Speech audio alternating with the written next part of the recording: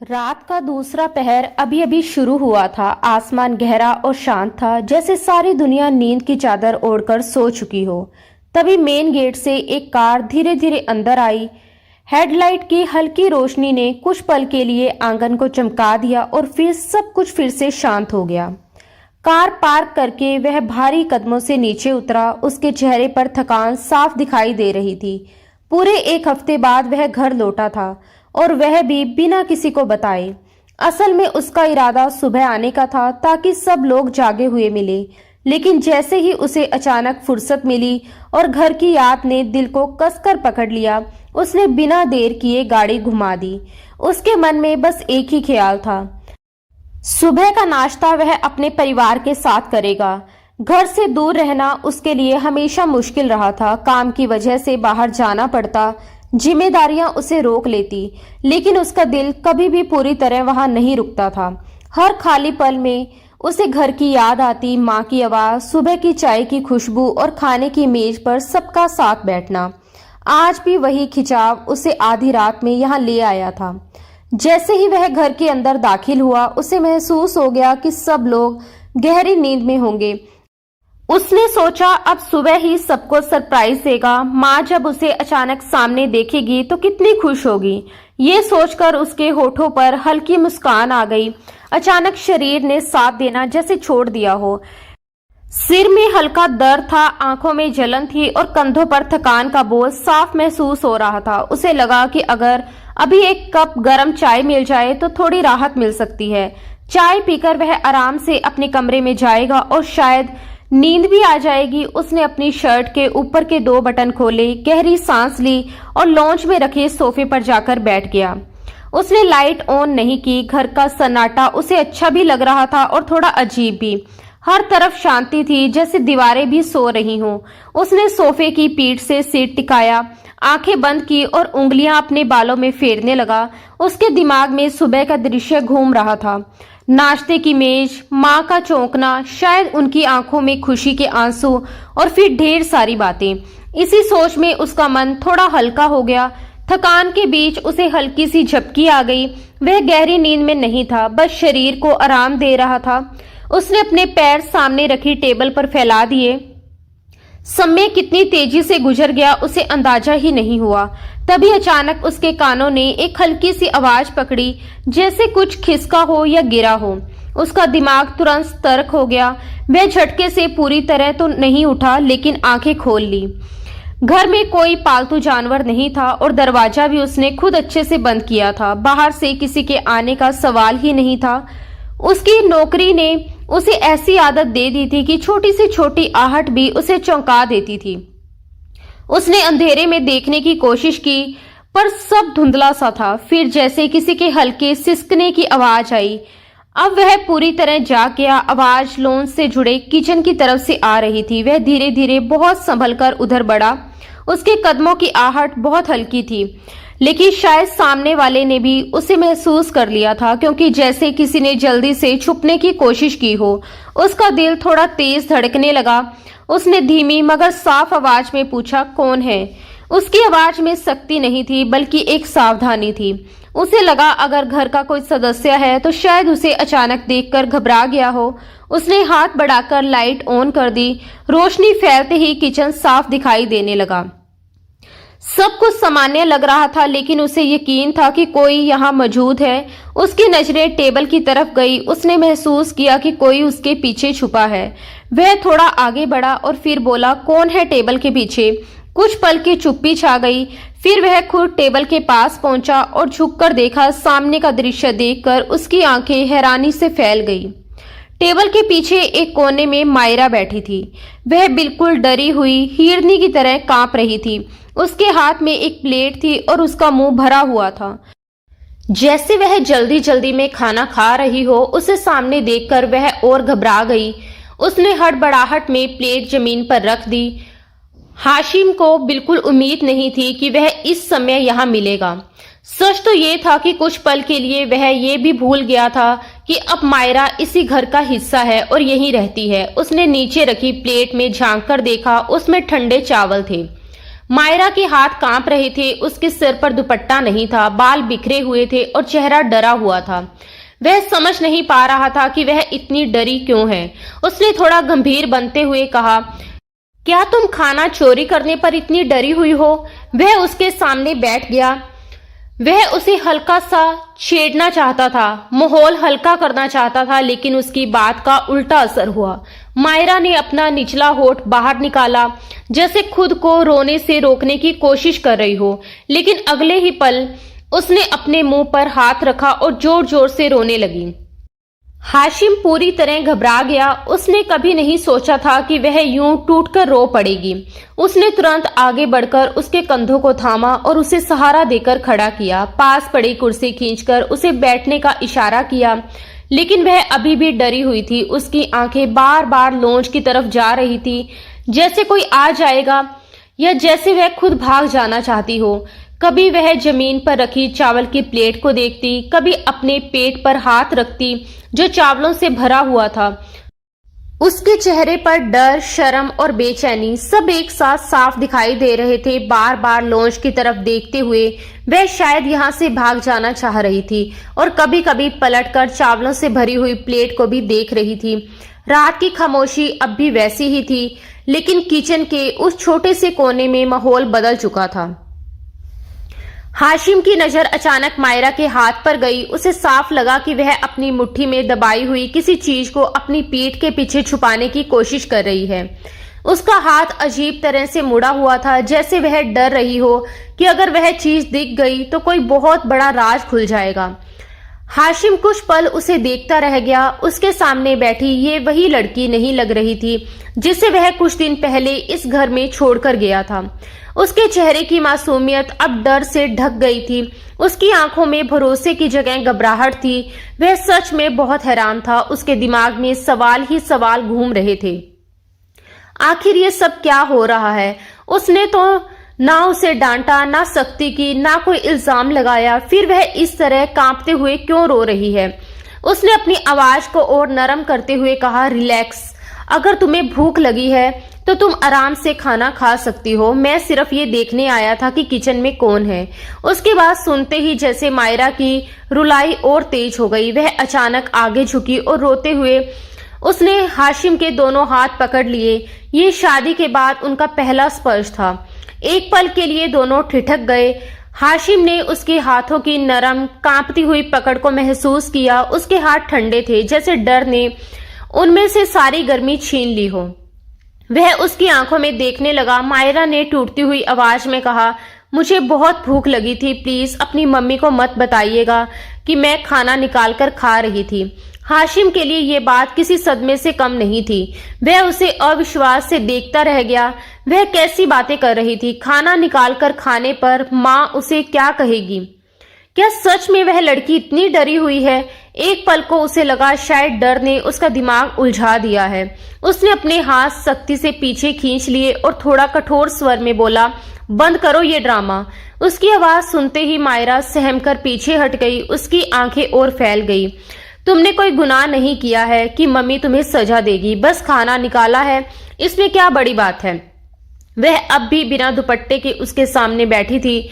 उसका चेहरा पसीने से भीगा हुआ था। समझ नहीं आ रहा था कि ये गर्मी का असर है या डर का। उसके माथे पर पसीने की बूंदें चमक रही थी। उसका नरम कुर्ता उसके शरीर से चिपक गया था, जिससे उसकी हालत और भी कमजोर लग रही थी। हाशिम ने तुरंत नजरें फेर ली। उसे अजीब सा संकोच महसूस हुआ। फिर अचानक उसके मन में एक शक उठा। उसने भौहें संगोड़ते हुए कहा, एक मिनट, कहीं तुम सच में कुछ चुराने तो नहीं आई थी?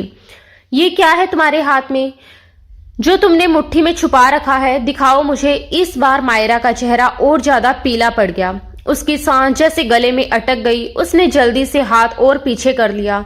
कुछ भी तो नहीं है, उसने बहुत धीमी आवाज में कहा, लेकिन हाशिम से उसकी ये हरकत छुपी नहीं रही। उसने आगे बढ़कर उसका हाथ मजबूती से पकड़ लिया और अपने सामने खींच लिया। उसकी मुट्ठी कसकर बंद थी। खोलो इसे। मायरा की आंखों से आंसू लगातार बह रहे थे। उसने धीरे धीरे कांपते हुए अपनी मुट्ठी खोली। उसकी हथेली पर एक छोटी सी चमकती हुई चाबी रखी थी। ये क्या है? वह घबराकर बोली, वो फ्रिज का लॉक है। मैंने खाना निकालने के लिए चाबी ले ली थी। बस प्लीज प्लीज हाशिम भाई, आप अपनी मम्मी को मत बता दीजिएगा, वो मुझे जान से मार देगी। हाशिम उसे अविश्वास से देखता रह गया। उसके कानों में उसके शब्द गूंज रहे थे। किसने किया फ्रिज लॉक? और क्या तुमने डिनर नहीं किया था? उसने झुककर पूछा। मायरा ने धीरे से सिर हिला दिया। नहीं। क्यों? उसकी आवाज अब और धीमी हो गई। मुझसे जग टूट गया था। सजा के तौर पर आपकी मम्मी ने खाना बंद कर दिया। मैंने दोपहर में भी कुछ नहीं खाया। वो फ्रिज लॉक कर देती है। रहमान बुआ ने बताया था कि चाबी यहाँ होगी। मैं सिर्फ खाना लेने आई थी। उसकी हालत सच में खराब लग रही थी। उसका चेहरा मुरझाया हुआ था, रंग पीला पड़ चुका था, आंखें लाल और सूजी हुई थी। वह बहुत कमजोर लग रही थी, जैसे कई दिनों से ठीक से खाना ना मिला हो। हाशिम ये बात जानता था कि उसकी माँ मायरा को पसंद नहीं करती। वह इस शादी के खिलाफ थी, लेकिन बात यहाँ तक पहुंच जाएगी उसने कभी सोचा भी नहीं था। उसके अंदर एक अजीब सी कशमकश शुरू हो गई। एक तरफ माँ थी, दूसरी तरफ ये लड़की जो उसकी जिम्मेदारी थी। मायरा उसकी तरफ देख रही थी। उसकी आंखों में साफ डर था, जैसे उसे यकीन हो कि सुबह होते ही वह सब कुछ बता देगा। हाशिम का दिल अचानक भारी हो गया। उसने धीरे से उसके दोनों हाथ अपने हाथों में थाम लिए। उसकी आवाज इस बार बिल्कुल नरम थी। मैं किसी को कुछ नहीं बताऊंगा। मायरा ने हैरानी से उसकी तरफ देखा। एक पछतावे की लहर हाशिम के दिल में उठी। वह यहाँ से जाते वक्त उससे शादी करके तो चला गया था, लेकिन उसके बाद उसने कभी ये जानने की कोशिश नहीं की कि वह इस घर में कैसी है, किस हाल में है। उसने एक गहरी सांस ली और दोबारा कहा, मैं किसी को भी कुछ नहीं बताऊंगा, लेकिन मेरी एक शर्त है। उसने हल्की सी शरारत के साथ मायरा के चेहरे की तरफ देखा। मायरा की धड़कन जैसे फिर तेज हो गई। वह घबराकर बोली, कैसी शर्त? वो हल्का सा बुदबुदाई, तुम आज के बाद मुझे भाई नहीं कहोगी, क्योंकि अब मैं तुम्हारा भाई नहीं हूँ। हाशिम के चेहरे पर हल्की सी शरारती मुस्कान थी, लेकिन उसकी आंखों में एक गंभीर सच्चाई भी छुपी हुई थी। मायरा ने धीरे से सिर उठाकर उसकी आंखों में देखा। वह नजर मिलते ही घबरा गई और तुरंत अपनी आंखें झुका ली। उसका दिल तेजी से धड़क रहा था। वह अपने निचले होठ को दांतों से दबाए खड़ी थी। उसे जैसे अचानक एहसास हुआ कि वह सच में अब उसकी बीवी है, कोई पराया रिश्ता नहीं। लेकिन डर और आदत इतनी गहरी थी कि अभी भी वह घबराकर उसे भाई कह बैठी थी। वह कुछ पल चुप रही, फिर धीमी आवाज में बोली, मैं ये प्लेट उठा लूं? उसकी नजर एक बार फिर बिरयानी की प्लेट पर गई, जैसे अभी भी उसे यकीन ना हो कि ये खाना सच में उसके लिए है। उस पल वह हाशिम को बेहद मासूम लगी। उसके चेहरे पर भूख भी थी, शर्म भी थी और एक अजीब सा डर भी। हाशिम खुद को रोक नहीं पाया। वह हल्का सा झुका और अनजाने में उसके गाल को अपने होठों से छू लिया। ये एक बहुत छोटा सा स्पर्श था, लेकिन मायरा के लिए जैसे बिजली सी दौड़ गई। वह बेतहाशा लाल हो गई। उसका चेहरा गर्म हो उठा। उसने घबराकर चारों तरफ देखा, जैसे डर हो कि कहीं कोई देख ना ले। उसके मन में यही ख्याल आया कि अगर किसी ने उसे इस हालत में देख लिया तो शायद बहुत बड़ा बवाल खड़ा हो जाएगा। वह झटके से कुर्सी से उठ खड़ी हुई। हाशिम ने हल्की आवाज में कहा, मेरे कमरे में जाओ, मैं अभी तुम्हारे लिए खाना गर्म करके लाता हूँ। आप? उसने हैरानी से उसकी तरफ देखा। हाशिम थोड़ा करीब आया और मुस्कुराकर बोला, क्या दोबारा समझाऊं? उसके लहजे में हल्का सा मजाक था। शायद वह उसका डर कम करना चाहता था। मायरा कुछ समझ नहीं पाई, बस चुपचाप पलटी और तेज कदमों से कमरे की तरफ चली गई। हाशिम के होठों पर हल्की सी मुस्कान आई, लेकिन अगले ही पल वह गायब हो गई। उसके दिल में एक अजीब सा एहसास जाग रहा था। वह मासूम सी लड़की जो कुछ दिन पहले इस घर में आई थी, अब उसकी बीवी थी और उसकी माँ उसके साथ ऐसा व्यवहार कर रही थी। उसके मन में सवाल उठे, पापा कहाँ है? क्या उन्हें इन सब के बारे में कुछ पता नहीं? क्या उन्हें अंदाजा भी है कि इस घर में क्या हो रहा है? किचन में खड़े होकर उसने बिरयानी ओवन में गर्म करने रख दी, साथ ही चाय का पानी भी चढ़ा दिया। अगर वह उसके लिए खाना लेकर जा रहा है तो अपने लिए चाय भी बना लेगा। थकान कुछ कम हो जाएगी और वैसे भी वह उससे आराम से बात करना चाहता था।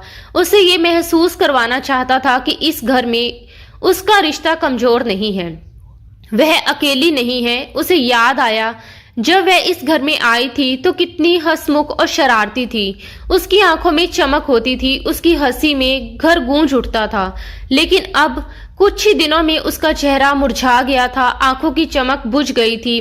बिरयानी गर्म हो गई, उसने प्लेट में निकालकर सजा दी, साथ में जल्दी से थोड़ा सा सैलेड भी काट लिया।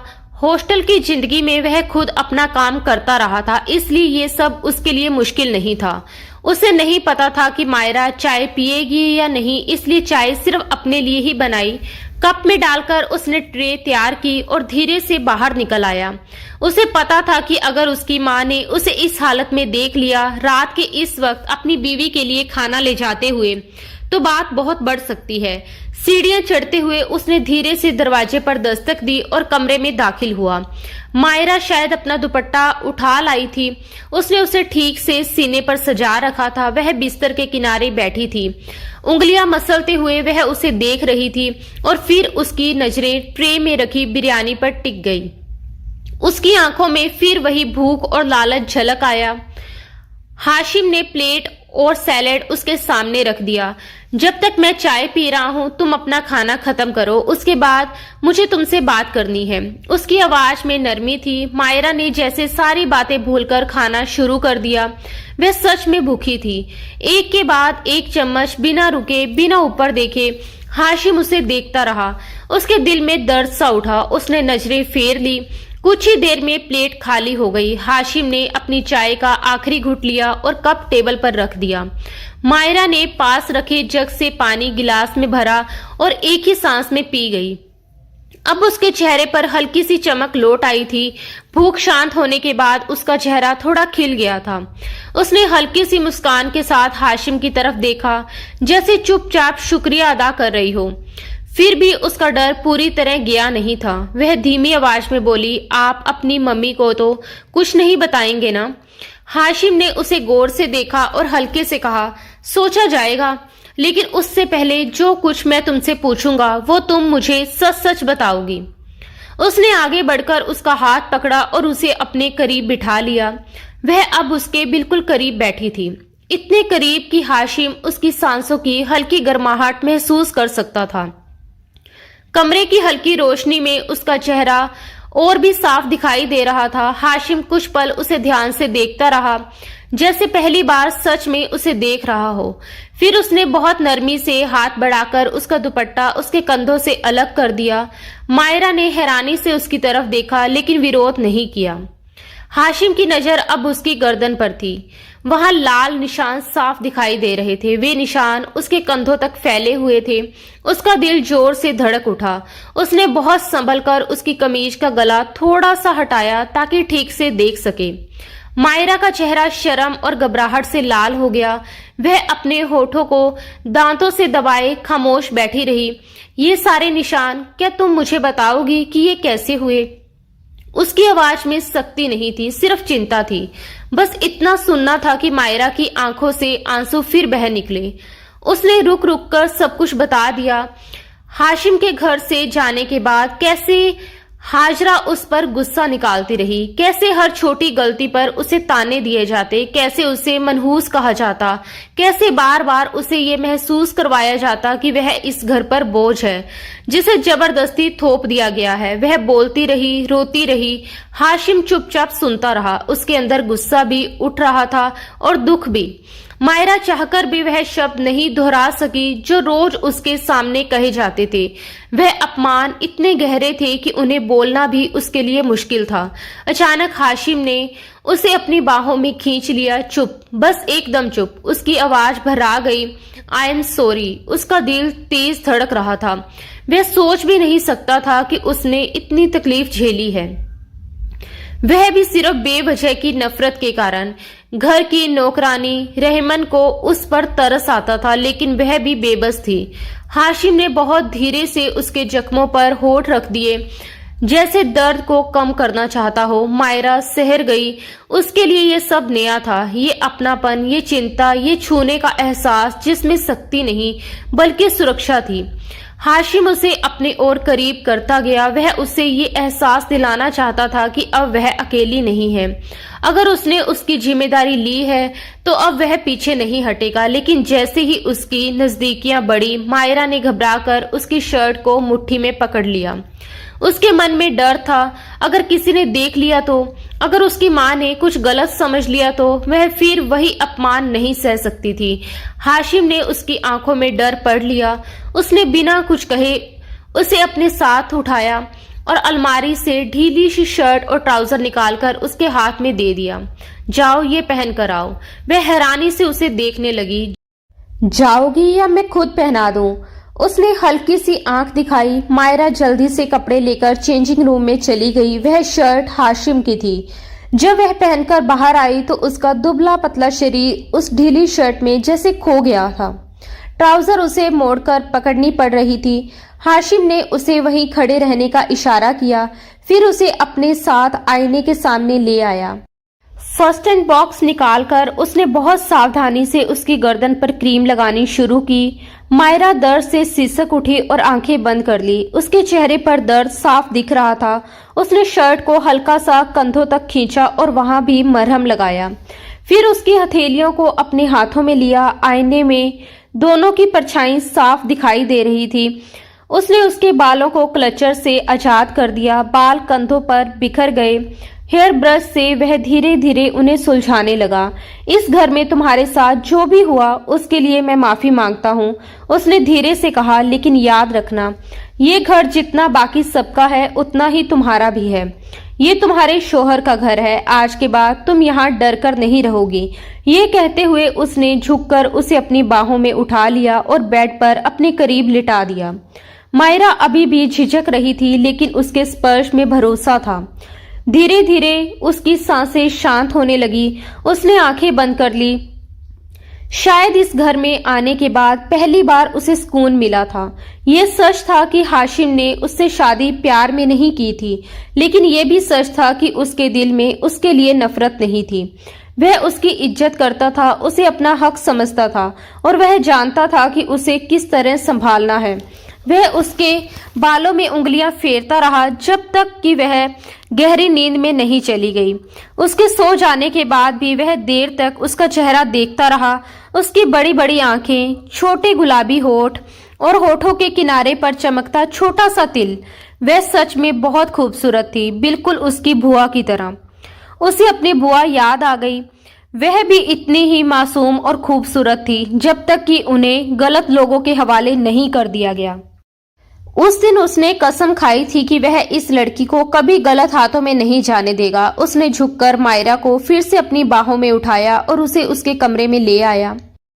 वह नहीं चाहता था कि सुबह वह उसके कमरे से निकलती दिखे और घर में तूफान खड़ा हो जाए। उसकी बीवी की इज्जत उसके लिए सबसे ज्यादा जरूरी थी। अब आगे क्या करना है ये वह तय कर चुका था, लेकिन जिंदगी हमेशा सीधी राह नहीं देती। वह नहीं जानता था कि आने वाले दिनों में कौन से मोड़ उनके रिश्ते की बुनियाद को हिलाने वाले हैं। फिलहाल वह रात उसके लिए बेहद हसीन और सुकून भरी थी। सुबह काफी देर तक मायरा गहरी नींद में सोती रही। रात की थकान, रोना, डर और फिर अचानक मिला सुकून, इन सब ने उसे ऐसी नींद दी थी जैसे उसे इस घर में आने के बाद कभी नहीं मिली थी। तभी दरवाजे पर हल्की हल्की दस्तक हुई।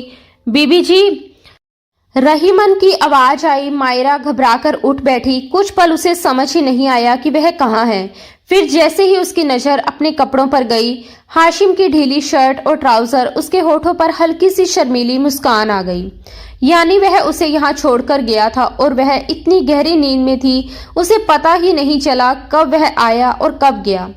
वह जल्दी से उठी, फ्रेश हुई, अपने कपड़े बदले और नीचे आ गई। सुबह का वक्त घर में हमेशा काम से भरा होता था। रहीमन बुआ पहले से ही किचन में थी। मायरा रोज की तरह उसके साथ मिलकर नाश्ता तैयार करवाने लगी। रहीमन इस घर की बहुत ही पुरानी नौकरानी थी। उसने हाशिम को बचपन से बड़ा होते देखा था।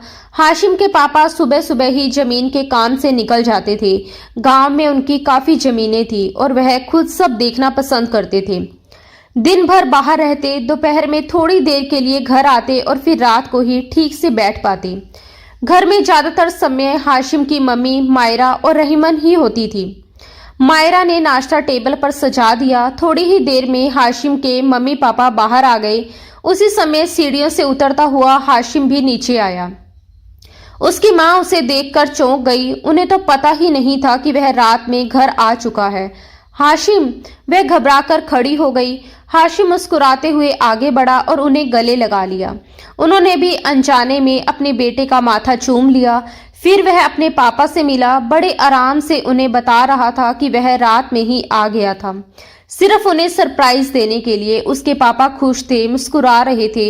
इसी बीच हाशिम की माँ की नजर मायरा पर पड़ी। उन्होंने उसे तीखी नजर से देखा और हल्के से इशारा किया कि वह किचन में चली जाए, लेकिन ये इशारा हाशिम से छुपा नहीं। मायरा झिझकते हुए उठने ही वाली थी कि हाशिम ने नरमी से उसका हाथ पकड़ लिया।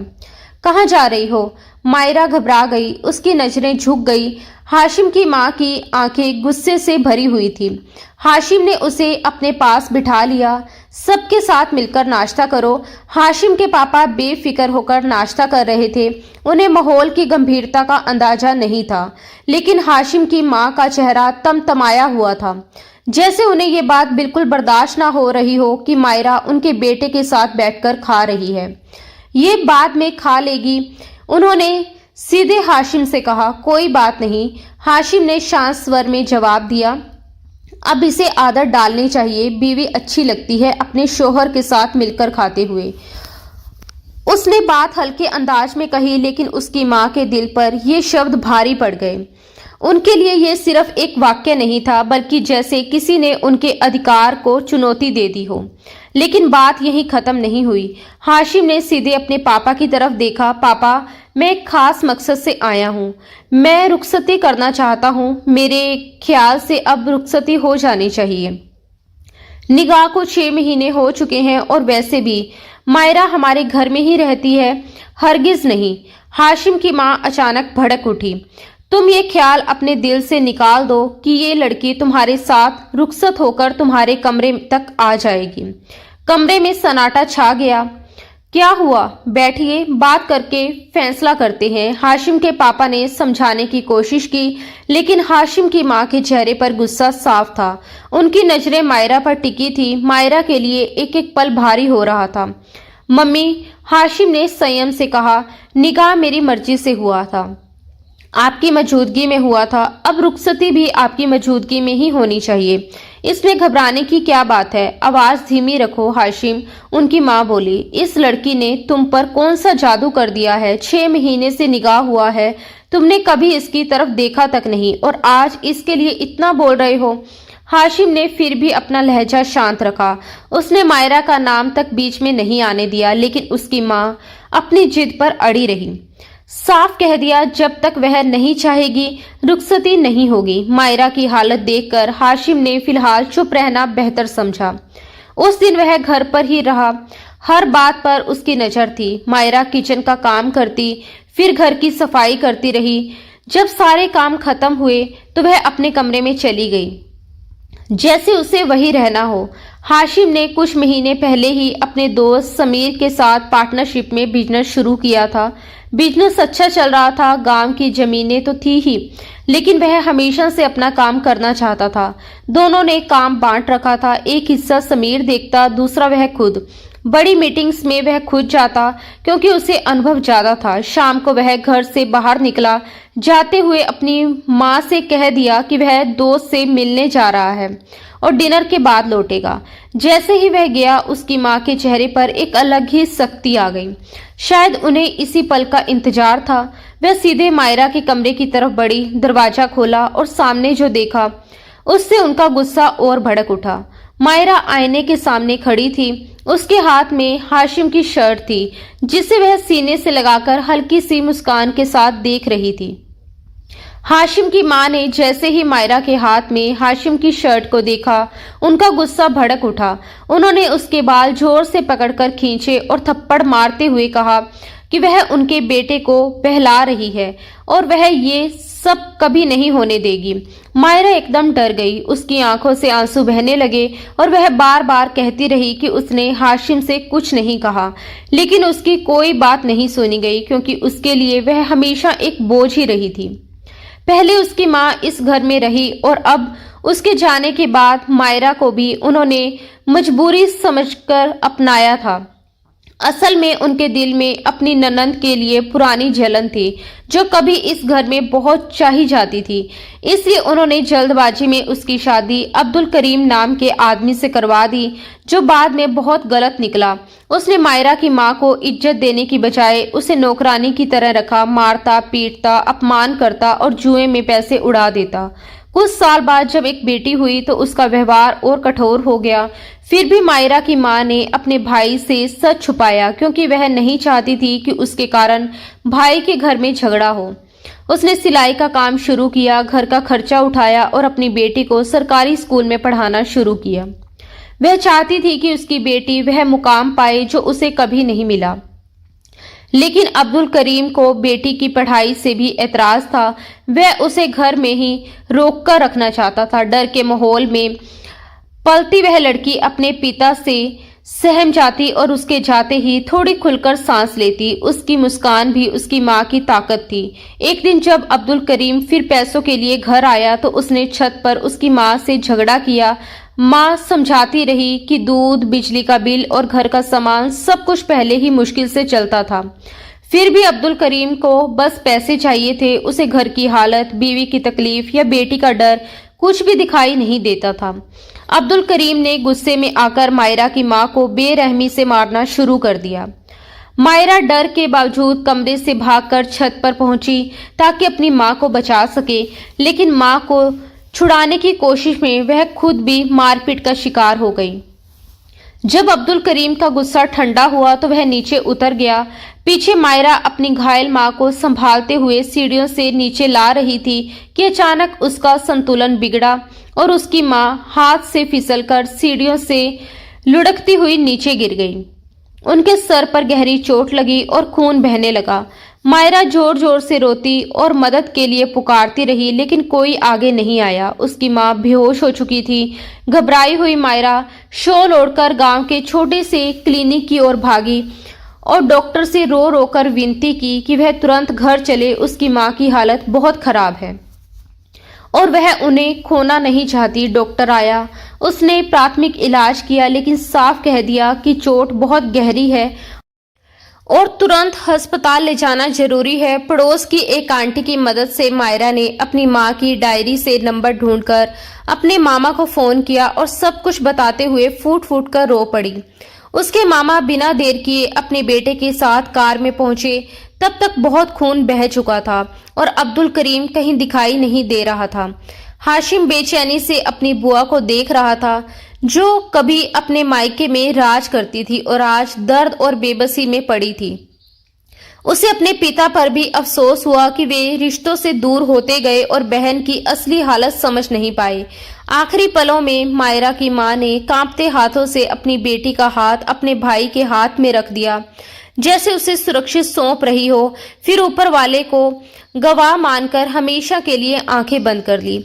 मायरा चीखती रही, टूटती रही। उसके मामा ने उसे संभाला। मामी दूर बैठी रही जैसे ये सब उनसे जुड़ा ही ना हो। और उस मुश्किल घड़ी में हाशिम ने आगे बढ़कर सारे इंतजाम और जिम्मेदारियां संभाल ली। उसने बिना एक पल गवाए पुलिस स्टेशन जाकर रिपोर्ट दर्ज करवाई और अरबाज को सलाखों के पीछे भिजवा दिया, क्योंकि वह ये सच्चाई कभी भूल ही नहीं सकता था कि ये वही इंसान था जिसकी वजह से उसकी इकलौती बुआ की जिंदगी तबाह हुई थी, जिसके जुल्म और गलत बर्ताव ने एक हंसती खेलती औरत को ऐसी हालत में पहुंचा दिया था कि उसकी याद भर से दिल कांप उठता था। उस दिन जब वह बेसहारा लड़की बुरी तरह रो रही थी तो उसके दिल में अजीब सा दर्द उठा, जैसे किसी ने उसकी रूह को जकड़ लिया हो और फिर हालात ने ऐसा मोड़ लिया कि कुछ ही दिनों में हाशिम के पिता और खुद हाशिम की रजामंदी से मायरा का निकाह हाशिम से कर दिया गया। खानदान के कुछ बड़े लोग गवाह बने, दुआएं भी दी गई, मगर हाशिम की मां के चेहरे पर खुशी की जगह जलन की परछाइयां साफ झलक रही थी। वह इस रिश्ते को कभी दिल से कबूल नहीं कर पाई और उन्होंने मन ही मन कसम खा ली कि चाहे उन्हें कुछ भी करना पड़े, वह इस लड़की को अपने बेटे की जिंदगी से दूर करके ही दम लेगी, क्योंकि उनके लिए हाशिम सिर्फ बेटा नहीं बल्कि उनकी अपनी मर्जी का आईना था, जिस पर वह अपनी हर इच्छा थोपना चाहती थी। उन्हें ये गवारा नहीं था कि कोई बेसहारा, अनाथ और कमजोर समझी जाने वाली लड़की उनके इकलौते बेटे की जिंदगी का हिस्सा बने और वह सारी उम्र उसे ढोता रहे।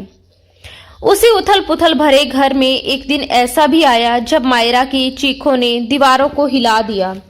वह घबराहट में कांप रही थी और उसके होठों से निकले कुछ अधूरे शब्दों ने आग में घी का काम किया।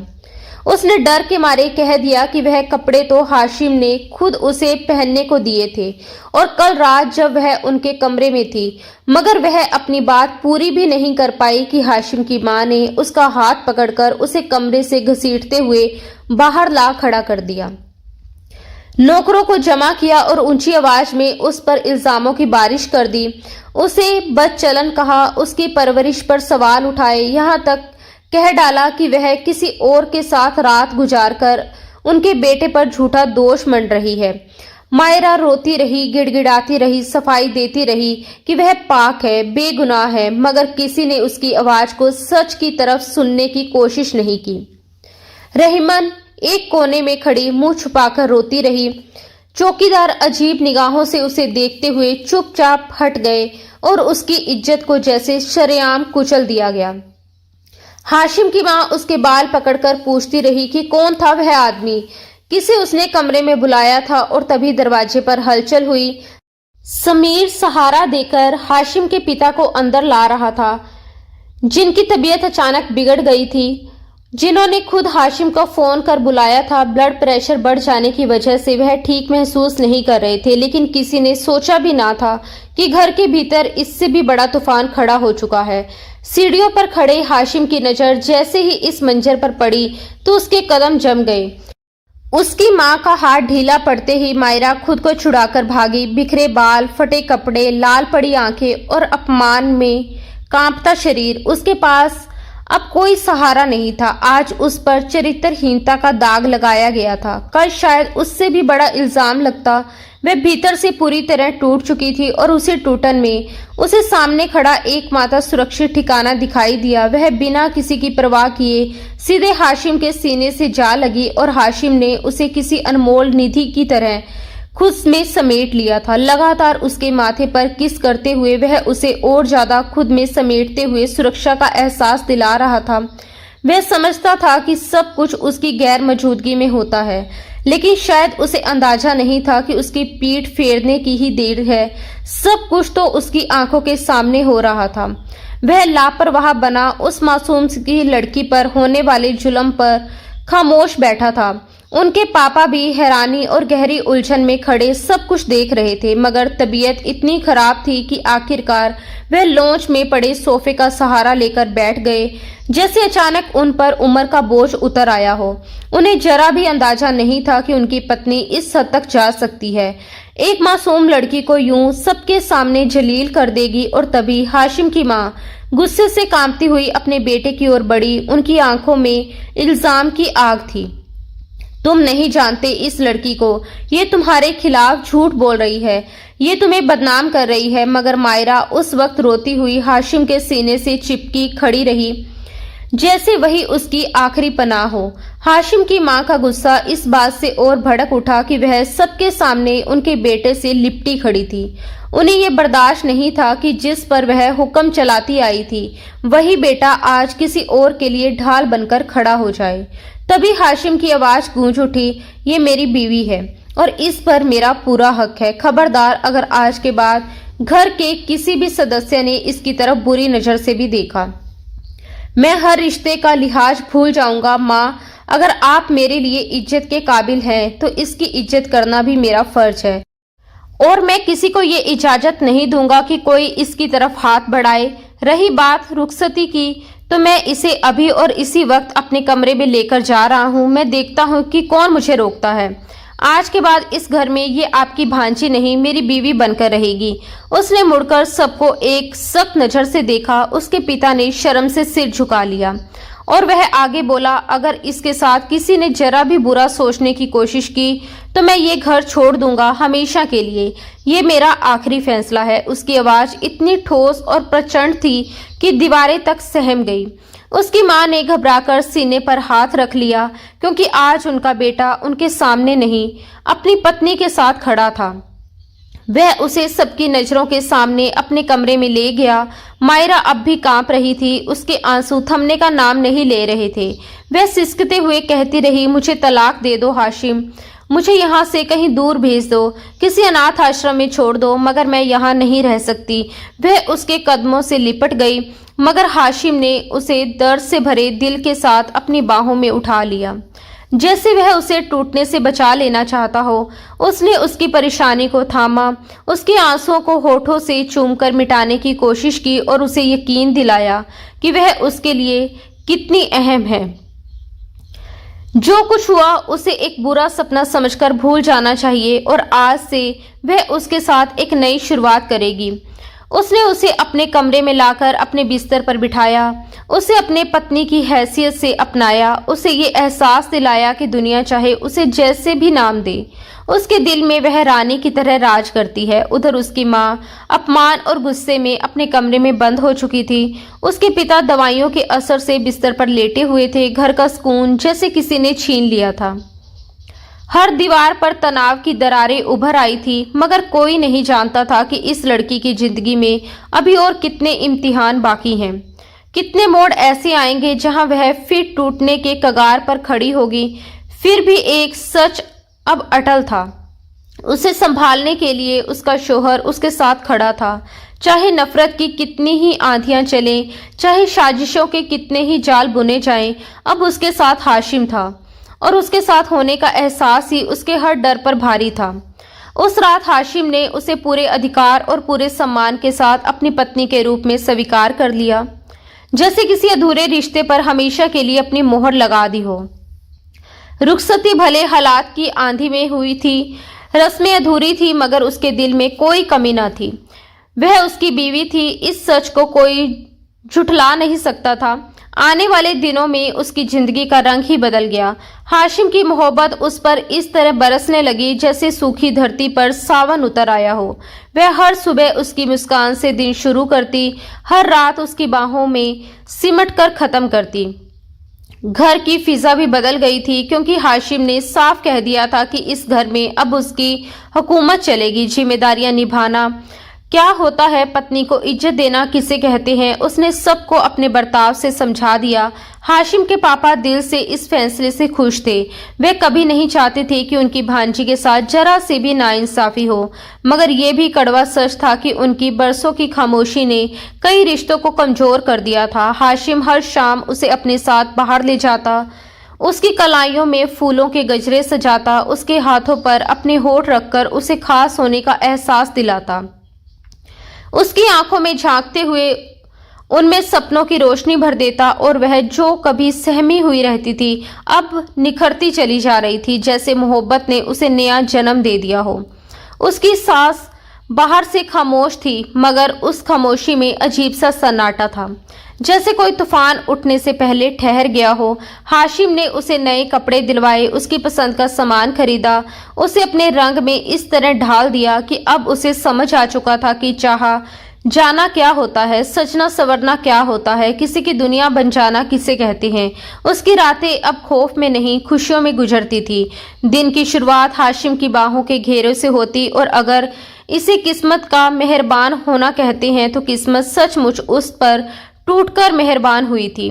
मगर दूसरी तरफ हाजरा बेगम चुप बैठने वालों में से नहीं थी। उन्होंने खुद जाकर अब्दुल करीम की जमानत करवाई और शर्त रखी कि वह अपनी बेटी को यहाँ से हमेशा के लिए ले जाएगा, ऐसी जगह जहाँ हाशिम को उसकी खबर तक ना लगे। फिर वह बेटे के सामने झूठे सबूत रखकर उसे बदचलन साबित कर देगी कि वह किसी और के साथ भाग गई। ऐसे शख्स के साथ जो पहले भी उससे मिलने आता था। उन्होंने मोटी रकम देकर अब्दुल करीम को अपने इरादों में शामिल कर लिया और उसने भी हामी भर ली। हाजरा बेगम के दिल में उस लड़की के लिए जितनी नफरत थी, उससे कई ज़्यादा डर अपने बेटे को खो देने का था। उन्हें यह मंजूर नहीं था कि हाशिम किसी और पर यूं मर मिटे। ये टिस उनकी रातों की नींद छीन चुकी थी। उधर मायरा अब पहले वाली डरी सहमी लड़की नहीं रही थी। हाशिम ने उसके अंदर से खौफ की हर परत हटा दी थी। अब वह आत्मविश्वास से मुस्कुराती, बात करती और अगर नफरत करना नहीं सीखा तो नफरत का सामना करना जरूर सीख लिया था। एक दिन हाशिम जरूरी मीटिंग के लिए घर से निकला। उसे अपना ख्याल रखने की ताकीद करके गया। अब उसके पास मोबाइल भी था और वह खुद को अकेला नहीं समझती थी। उस दोपहर वह रसोई में खड़ी चाय बना रही थी। रहीमन बुआ की तबीयत कुछ दिनों से खराब थी, इसलिए उसने खुद ही काम संभाल लिया था। उन्हें आराम करने को कहा था। तभी रसोई की दहलीज पर हल्की सी आहट हुई। उसने पलटकर देखा, दरवाजे पर उसका बाप खड़ा था। वह सन रह गई, क्योंकि माँ की मौत के बाद वह जेल में था और अब अचानक यहाँ खड़ा उसे सुलगती नजरों से घूर रहा था। उसके चेहरे की कठोरता देखकर ही उसे समझ आ गया कि वह अपनी मर्जी से नहीं आया, किसी ने उसे बुलाया है। और अब्दुल करीम की आंखों में छिपी चालाकी ने यह राज खोल दिया कि इस खेल की बिसात कहीं और बिछाई गई है।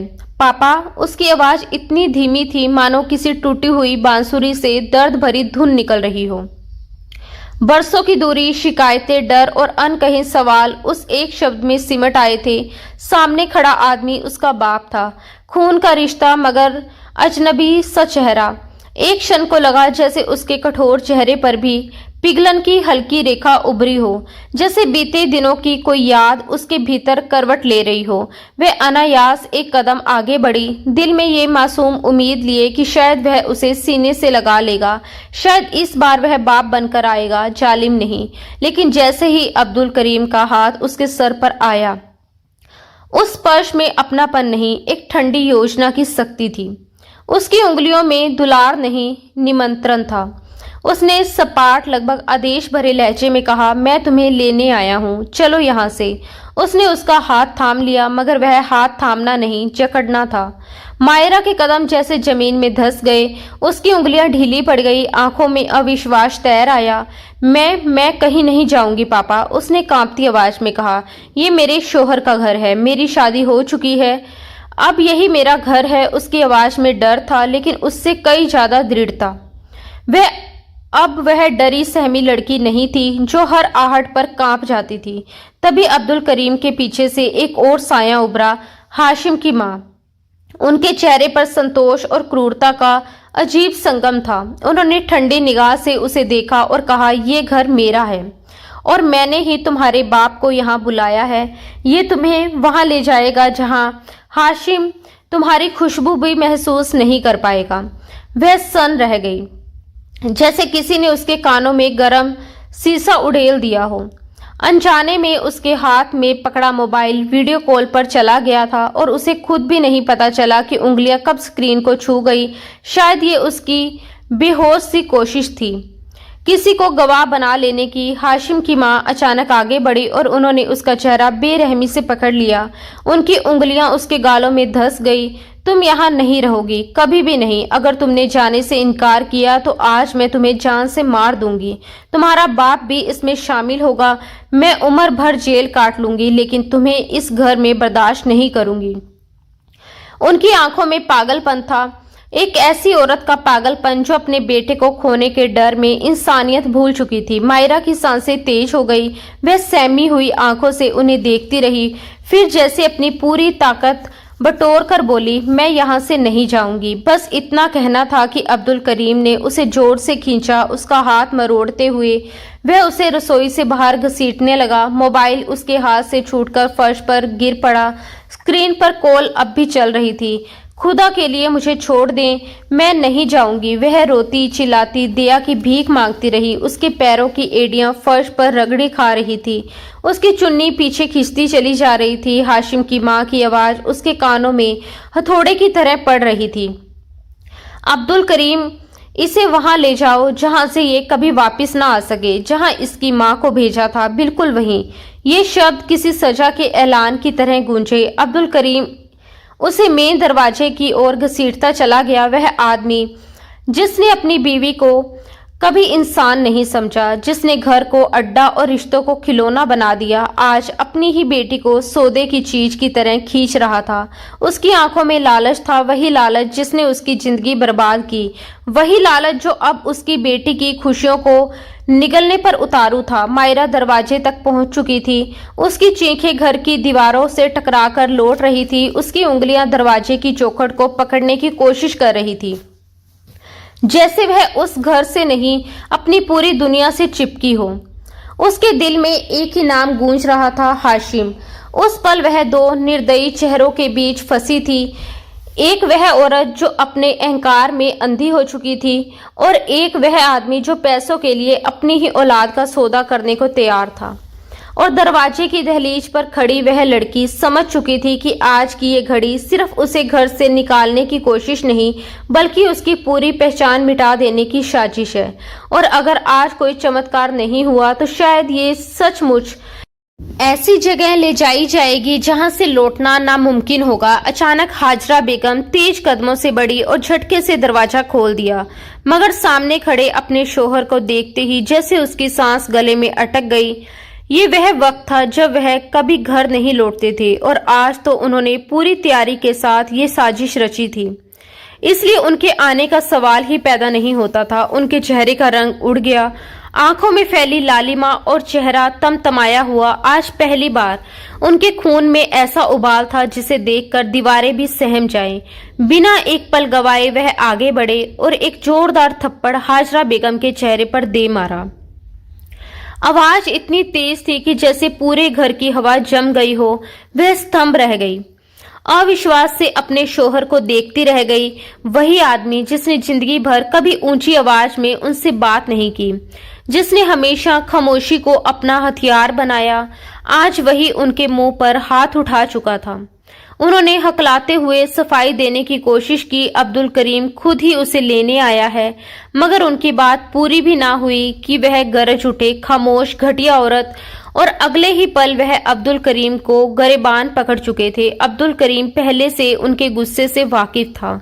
शायद उसे याद रहा हो कि किस तरह उसकी वजह से उनकी बहन की जिंदगी तबाह हुई थी, और आज वह उसी घर में एक और गुनाह की कहानी लिखने आया था। गुस्से से कांपते हाथों से उन्होंने एक के बाद एक कई थप्पड़ उसके चेहरे पर जड़ दिए, मगर उम्र अब उनका साथ नहीं दे रही थी। बाजुओं में पहले जैसी ताकत नहीं बची थी कि वह उससे पूरी तरह भीड़ पाते। फिर भी उन्होंने उसे जोर का धक्का दिया और अब्दुल करीम लड़खड़ाता हुआ पीछे हटा, मौका देखकर बाहर भागा जहां उसकी मोटरसाइकिल खड़ी थी, और पल भर में वह वहां से फरार हो गया। हाजरा बेगम कुछ कहती उससे पहले ही पीछे से लड़खड़ाती हुई मायरा की चीख गूंजी और वह बेहोश हो गई। हाशिम के पिता सब कुछ छोड़कर उसकी तरफ दौड़ पड़े। वह गिरने ही वाली थी कि उन्होंने समय रहते उसे थाम लिया। उसी वक्त ये भी साफ हुआ कि उसका मोबाइल यूं ही गिरा नहीं था, उसकी वीडियो कॉल हाशिम के नंबर पर लगी हुई थी, और शायद यही उसकी किस्मत का मोड़ था। हाशिम ने अपने पापा को पहले ही बता दिया था कि समीर उन्हें घर छोड़ देगा, और वह ठीक समय पर लौट आई थी। उन्होंने अपनी आंखों से सब देख लिया था, अपनी बीवी का वह चेहरा भी जिसे उन्होंने कभी शक की नजर से नहीं देखा था, जिसकी शख्सियत से वह हमेशा प्रभावित रहे, जिस पर आंख मूंद कर भरोसा किया। आज उसी भरोसे का नकाब उतर चुका था। उन्हें अचानक एहसास हुआ कि उनकी बरसों की खामोशी ने कैसे रिश्तों का कत्ल किया, कैसे एक पिता होते हुए भी वह घर की दीवारों के पीछे पलती साजिशों से अनजान बने रहे। आज उन्हें समझ आया कि जब घर का मर्द जिम्मेदारी से पीछे हटता है, जब वह अन्याय के सामने खामोश रहता है, तो हालात बेकाबू हो जाते हैं और औरतें भी हद पार कर जाती हैं। और उस दहलीज पर खड़े होकर उन्होंने पहली बार तय किया कि अब खामोशी नहीं, इंसाफ बोलेगा। मायरा को तुरंत अस्पताल पहुंचाया गया। रास्ते भर अफरा तफरी, घबराहट और दुआओं का सिलसिला साथ चलता रहा। हाशिम को जैसे ही खबर मिली वह बिना एक पल गवाए निकल पड़ा और लगभग 3 घंटे के लंबे बेचैन कर देने वाले सफर के बाद वापस पहुंचा। हर मोड़ पर उसका दिल धड़कनों से आगे भाग रहा था। यह खुदा का करम था कि मायरा सुरक्षित थी। अब्दुल करीम उसे कोई शारीरिक नुकसान नहीं पहुंचा पाया था। अब्दुल करीम का घबराहट में वहां से भागना ही उसके लिए आखिरी साबित हुआ, क्योंकि तेज रफ्तार में मोटरसाइकिल दौड़ाते हुए वह एक भयानक हादसे का शिकार हो गया। एक कार ने उसके निचले हिस्से को बुरी तरह कुचल दिया और बिना रुके आगे निकल गई। राहगीरों ने उसे लावारिस समझकर अस्पताल पहुंचा दिया और जब होश आया तो वह अपाहिज हो चुका था। जिंदगी भर की अयाशियों और स्वार्थ के अलावा उसने कमाया ही क्या था कि कोई रिश्ता मुश्किल घड़ी में उसका हाथ थामता। उधर मायरा जब होश में आई तो खुद को अस्पताल के कमरे में पाया। पास खड़ा हाशिम उसे भीगी मुस्कान से देख रहा था। उसने नम आंखों से उसे देखा और धीमे से कहा, एक बार फिर बच गई हूं मैं। और हाशिम झुककर उसके माथे को चूमते हुए फुसफुसाया, जब तक मैं जिंदा हूं तुम्हें कुछ नहीं हो सकता। पास ही खड़े उसके ससुर की आंखें भी भरी हुई थी। उन्होंने टूटे स्वर में कहा, मुझे माफ कर देना बेटा, मैं इस घर में रहते हुए तुम्हारी हिफाजत नहीं कर पाया, मगर अब वादा करता हूँ ना सिर्फ तुम्हारा बल्कि अपने होने वाले पोते पोती का भी पूरा ख्याल रखूंगा। अच्छा बाप ना सही, अच्छा भाई ना सही, मगर अच्छा दादा बनकर जरूर दिखाऊंगा। उनकी आवाज कांप रही थी, आंखों से आंसू बह रहे थे और मायरा ने उन्हें देखते हुए चुपचाप सहमति में सिर हिला दिया। डॉक्टरों ने पुष्टि कर दी थी कि वह मां बनने वाली है और ये खबर सुनते ही हाशिम की आंखों में चमक उतर आई, जैसे उसकी दुनिया को नया आसमान मिल गया हो।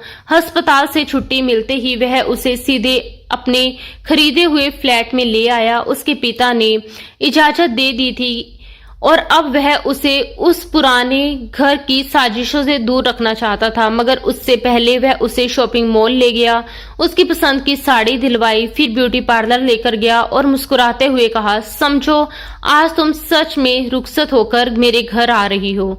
उसकी हल्की फुसफुसाहट ने मायरा के होठों पर बरसों बाद खिली दुल्हन सी मुस्कान ला दी।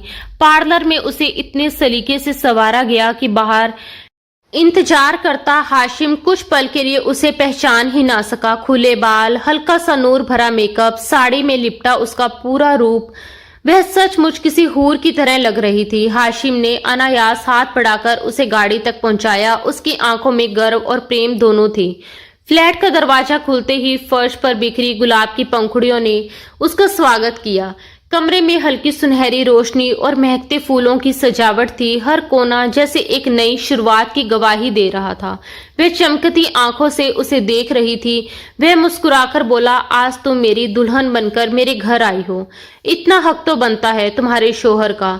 फिर वह उसके सामने घुटनों के बल बैठ गया, मखमली डिबिया खोलकर चमकती हीरे की अंगूठी निकाली और शरारती नरमी से कहा, मिस हाशिम खान, क्या मेरी खूबसूरत जिंदगी को और भी खूबसूरत बनाने के लिए मेरी मोहब्बत कबूल करोगी? वह कुछ पल उसे निहारती रही, आंखें हल्की सी सुंगड़ी, होठों पर मुस्कान तैर गई और उसने अपना हाथ आगे बढ़ा दिया।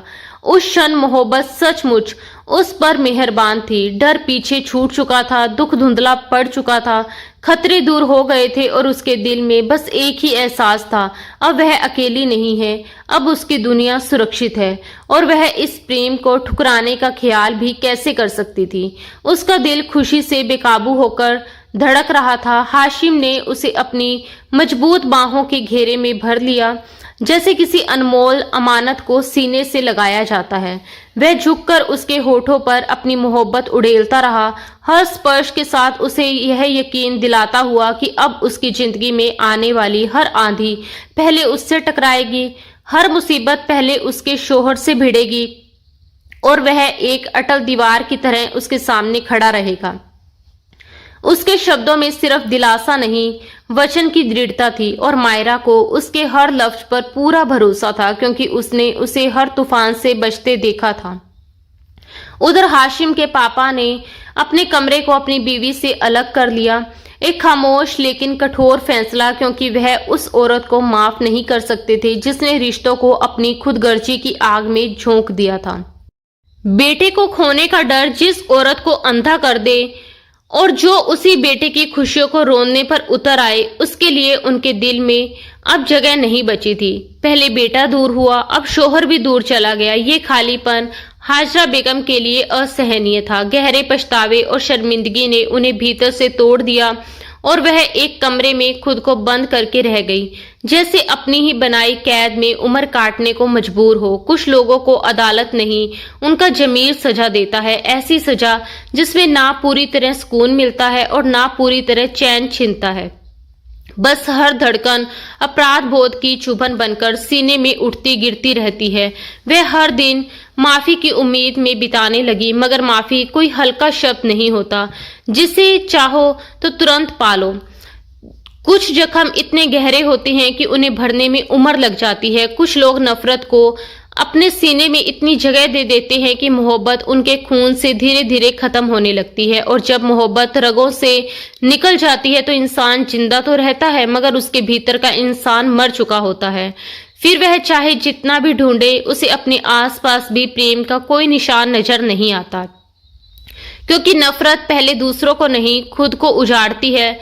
दोस्तों, दिल से उम्मीद करते हैं कि हमारी ये कहानी आपके दिल को छू गई होगी और आपको पसंद आई होगी। अगर आपको ये कहानी अच्छी लगी हो तो इसके किरदारों की भावनाएं और उनकी मोहब्बत ने आपको महसूस कराया हो तो वीडियो को लाइक करके अपना प्यार जरूर दिखाएं। अगर आप हमारे चैनल पर नए हैं तो ऐसे ही दिलचस्प और भावनात्मक किस्से सुनने के लिए चैनल को सब्सक्राइब करना बिल्कुल ना भूलें। और हाँ, अगली अपडेट और नई कहानियां सबसे पहले पाने के लिए नोटिफिकेशन बेल जरूर दबाएं, ताकि कोई भी एपिसोड आपसे मिस ना हो। आपका साथ और आपका प्यार ही हमारी सबसे बड़ी ताकत है। धन्यवाद दोस्तों। राधे राधे।